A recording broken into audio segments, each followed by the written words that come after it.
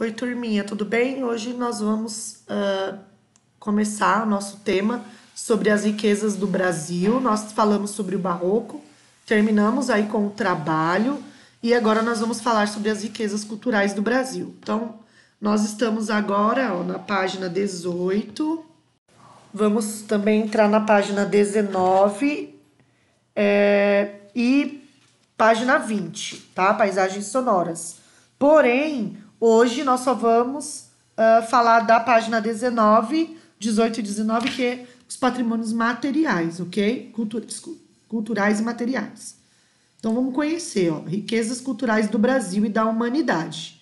Então, os toques dos sinos, que vocês provavelmente vão ver em música, ou se não, não viram ainda em música, e quiserem dar uma olhada, é a página 16 e 17, onde fala de música, de repertório musical, do sino, né? O toque do sino é um patrimônio imaterial. Vocês vão entender daqui a pouco o que é patrimônio material e imaterial, mas o toque do sino de Minas Gerais é um patrimônio da humanidade, tá? Ele não pode ser mudado nem adulterado, ele tem que permanecer exatamente como ele era desde o início que ele foi colocado ali, ok?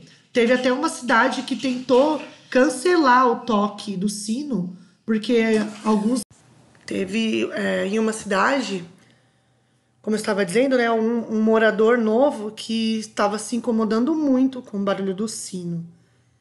E ele pediu judicialmente para que fosse desligado o som, né, para que parassem, porque o som, o sino hoje não é mais manual. Poucos lugares os sinos são tocados manualmente. Normalmente são elétricos, são digitais, né? O sino tá lá, mas o barulho ele soa digitalmente. E aí ele pediu para esse sino parar de ser tocado porque ele não conseguia dormir, não conseguia mais viver com aquele barulho. Porém, é um patrimônio material da cidade que ele vivia, né? Faz parte das cidades históricas de Minas. E aí ele perdeu, né, na justiça por não poder ser adulterado. Então manteve o barulho do sino, porque as pessoas já estavam acostumadas e por ser parte do patrimônio. Então o sino, o som do sino mineiro é um som que faz parte das riquezas culturais do Brasil, ok? Em 2009, né, foi quando o toque dos sinos em Minas Gerais recebeu o título de Patrimônio Imaterial da Cultura Brasileira, ok? Bem como o ofício dos sineiros, aqueles que os pouquíssimos que ainda existem que tocam o sino. Então, o ofício de sineiro é aquele que toca o sino, ok? Isso significa que o Ministério da Cultura, por meio do Instituto do Patrimônio Histórico e Artístico Nacional, então é um instituto, faz parte aí do governo, um Instituto do Patrimônio Histórico e Artístico Nacional, que a gente chama de IPAN, para não ficar tão grande, né, para hora de falar, então a gente fala IPAN.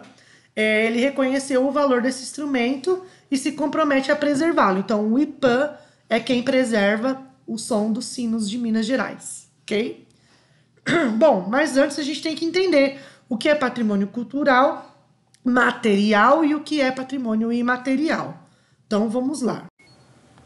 Hoje nós vamos falar sobre os materiais.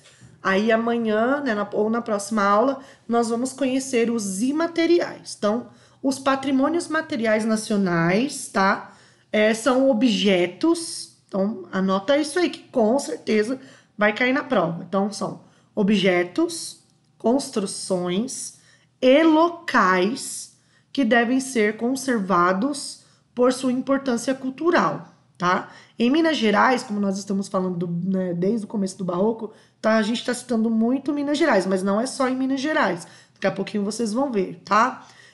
Mas em Minas Gerais, por exemplo, o espaço urbano da cidade histórica de Ouro Preto, não só de Ouro Preto, como tem outras cidades históricas de Minas Gerais, é considerado um patrimônio cultural. Então, ela não pode ser modificada. A estrutura das casinhas, da igreja, a cor, o formato,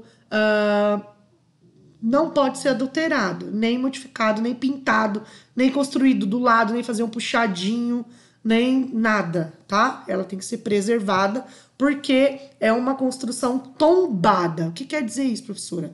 Tombada. Então, tombada é quando ela é registrada pelo IPAM como um patrimônio cultural, ela faz parte do Brasil, tá? Então é algo importantíssimo. Então ela realmente não pode ser adulterada nem modificada, tá? Adulterada e modificada na verdade é a mesma coisa, mas ela não pode ser tirada do que ela do que ela é, do formato que ela tem, da cor que ela tem, ok? Então, diversas construções dessa cidade de Ouro Preto são tombadas pelo IPAM. Isto é, foram registradas e protegidas contra modificações que as danifiquem e que não podem ser derrubadas. Por que, professora, eles fazem isso? Porque é uma característica, então é uma característica da cidade, é uma característica daquela igreja, é uma característica daquela casa, é uma característica daquela região. E quando você destrói isso, você perde aí a parte cultural, deixa de ser, ou vamos supor, eu vou pintar de vermelho porque hoje eu tô afim do vermelho. Aí fica destonado, imagina, tá tudo branquinho e marrom e uma casa vermelha. E a casa, todas as características daquele período no barroco. Então fica destonado, fica estranho e aí perde a característica. Então é por isso que não pode ser modificada. E se acontecer, por exemplo, de ter alguma coisa natural, como o estouro da barragem que aconteceu e que era uma cidade histórica, né? De Mariana, por exemplo. Ali era uma cidade histórica e teve aí a barragem, né? Então, muitas coisas tombadas, elas foram embora com a lama, foram embora ali com aquela destruição natural que a gente viu, natural em partes, né? Porque a gente sabe que foi construída pelo homem. Mas teve aí uma perda muito grande de coisas culturais.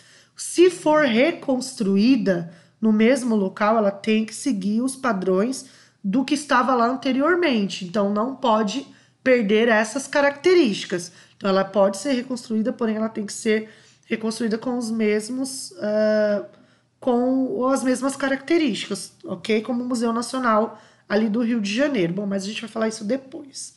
Então, aqui tem a cidade de Ouro Preto, né? Um exemplo para vocês dessa característica, ok?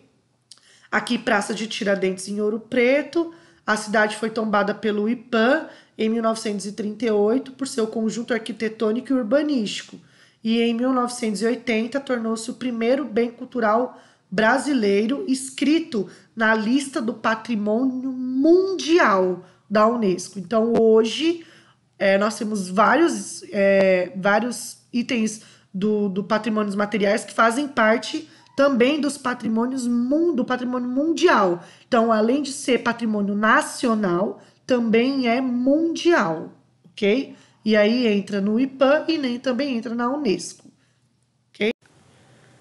Então, vamos aí conhecer alguns desses patrimônios materiais. Então, aqui tenho alguns espalhadinhos para vocês verem, patrimônios culturais e materiais, tá? Desculpa, materiais, não imateriais, materiais. Então, nós temos algumas cidades, alguns parques, alguns complexos. Então, eu coloquei aqui uns dos principais. Então, a gente tem cidades históricas de Minas, que entra Ouro Preto e outras cidades. Temos o Centro Histórico de Olinda, em Pernambuco, tá? Aqui eu coloquei só a igrejinha, mas o Centro Histórico de Olinda também faz parte desse patrimônio. As ruínas de São Miguel das Missões, que fica no Rio Grande do Sul. Aqui é uma ruína, tá? Bem bacana. O Centro Histórico de Salvador, então Pelourinho, ok? O Pelourinho é um patrimônio também material. E o interessante é que o Pelourinho é todo colorido. E aí teve um ano que uma marca de tinta, né, de tinta de parede, reformou, assim, pintou novamente todas as fachadas coloridas do Pelourinho, mas ela não modificou a cor. Ela colocou a mesma cor para deixar a característica original. Então foi tudo repintado, bem bonitinho, com patrocínio dessa tinta, para manter aí coloridinho dentro dos padrões originais, então sem mudar a cor. É bem interessante.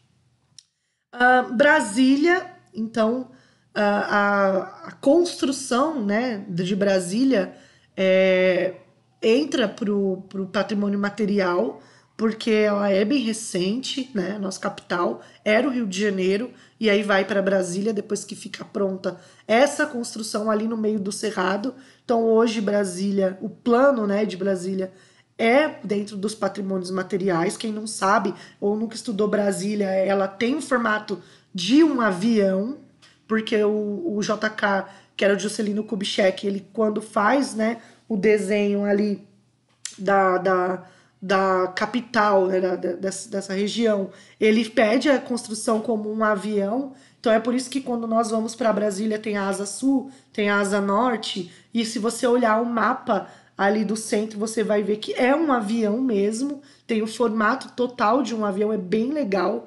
E essa parte do Planalto, onde também tem um complexo com a igreja, com museus, principalmente essa parte faz parte aí dos patrimônios. Mas Brasília, a construção, né, o plano de Brasília, desde a sua criação, faz parte do patrimônio material.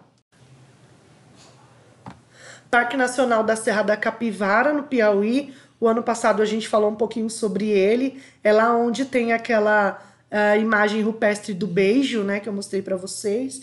Por ter exatamente essas pinturas rupestres, ser um parque aí de valor cultural imenso para o Brasil, por causa da parte rupestre. Então, o patrimônio, o Parque Nacional da Serra da Capivara também é um patrimônio material. O Complexo da Pampulha, em Belo Horizonte, que também foi todo planejado ao redor do lago, e é um complexo super moderno, que foi criada por Oscar Niemeyer, o mesmo que faz a construção e o desenho de alguns prédios de Brasília, tá? Então é considerado como um complexo moderno da Pampulha, também entra nessa lista. O Centro Histórico de São Luís no Maranhão, desculpa, também faz parte da lista de patrimônios imateriais culturais, né? Patrimônios culturais materiais, desculpa, é que eu tô falando uma coisa e já tô pensando lá na outra. Também faz parte da lista. O Centrinho Histórico. O Centro Histórico de Goiás, também com essas pedras na rua, que é bem característico, tá? Também faz parte aí da lista. A cidade do Rio de Janeiro, com o Pão de Açúcar, o Cristo Redentor, as orlas, né, das praias, faz parte da lista. Lembrando que é no Rio de Janeiro que se encontra uma das 7 maravilhas do mundo, e o Rio de Janeiro também faz parte aí da lista de patrimônio. E Paraty, acho que é o mais próximo a nós, a cidade de Paraty, que é Rio de Janeiro, não é São Paulo, mas é divisa com São Paulo, né? Ali, quilômetro 1 de Ubatuba. Quem já foi ou quem já foi para Ubatuba talvez já tenha, né, escutado um pouquinho sobre a cidade de Paraty, que é também uma cidade barroca, muito bonitinha, eu acho uma graça, e que também faz parte dessa lista dos patrimônios culturais materiais, ok? Então a gente tem aí igrejas, centros, ruínas, parque e complexos, faz parte dessa lista de patrimônio. Na próxima aula, nós vamos conhecer um pouco sobre os patrimônios imateriais, que aí vai entrar queijo, música, carnaval, dança e muitas outras coisas interessantes que nós vamos ver, ok? Então um beijão, pessoal, e até a próxima aula.